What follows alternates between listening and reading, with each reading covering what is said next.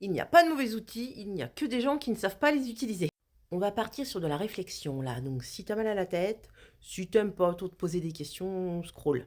Alors pour défendre cette phrase, on me donne toujours les mêmes arguments. Le premier, c'est systématique, c'est le couteau. Le couteau a été conçu pour couper, pas pour tuer, et pourtant certains l'utilisent à cette fin.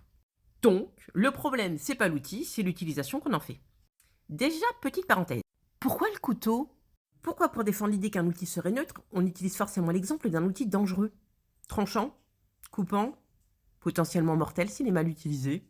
Pourquoi pas prendre l'exemple d'un oreiller? Après tout, mal utilisé, on peut étouffer quelqu'un avec. Mais bon, restons sur le couteau puisque c'est celui qu'on sort à chaque fois.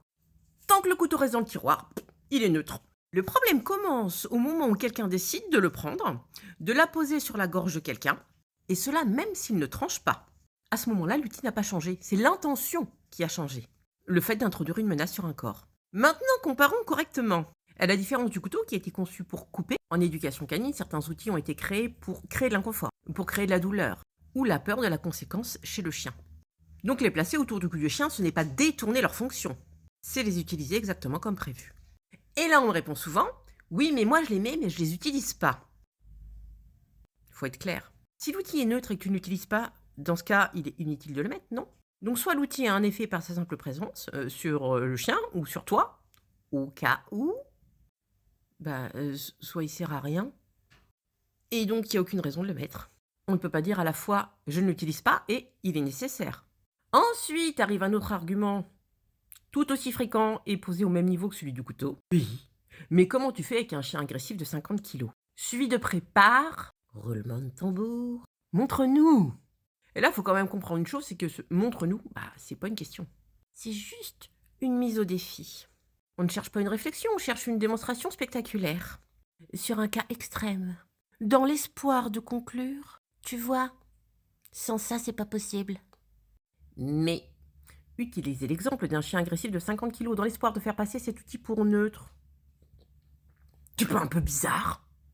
Ça prouve pas exactement l'inverse? On essaie juste d'utiliser une image extrême pour faire passer cette contrainte comme étant tolérable. Ça marche moins bien quand tu parles d'un bichon agressif, ça, c'est sûr.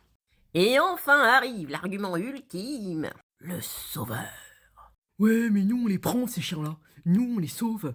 Alors que vous, les bobos écolo-positifs, vous les laissez mourir. Soyons honnêtes. Refuser certaines méthodes ne veut pas dire qu'il n'y a rien à faire pour ces chiens. Il y a toujours quelque chose à faire. Du travail, de la gestion, de la sécurisation, de l'accompagnement humain. Parfois sur le long terme, parfois avec des limites très claires. La question c'est pas est-ce qu'on les aide ou pas. La question c'est comment est-ce qu'on choisit de les aider et à quel prix pour eux. La douleur ou la contrainte ne deviennent pas éthiques parce qu'on les appelle sauvetage. Et refuser cette contrainte ne signifie pas abandonner le chien. Je pense au fond que toute personne qui réfléchit honnêtement s'est déjà posé la question. Est-ce que quelques minutes de douleur pour sauver la vie d'un chien peut être acceptable? Moi franchement je me la suis posée. Et j'ai fait un choix. J'ai choisi l'éthique. Parce que je pense qu'à un moment il faut savoir où on place son curseur. Où on place sa ligne rouge. Parce que le vrai danger c'est quand on commence à la déplacer. Un peu. Puis encore un peu. Et toujours au nom de l'urgence. Toujours au nom du on n'a pas le choix. Parce qu'à partir du moment où on accepte que la violence ou la douleur deviennent justifiables sur des cas extrêmes, alors une autre question apparaît. Jusqu'où? Jusqu'où peut-on aller?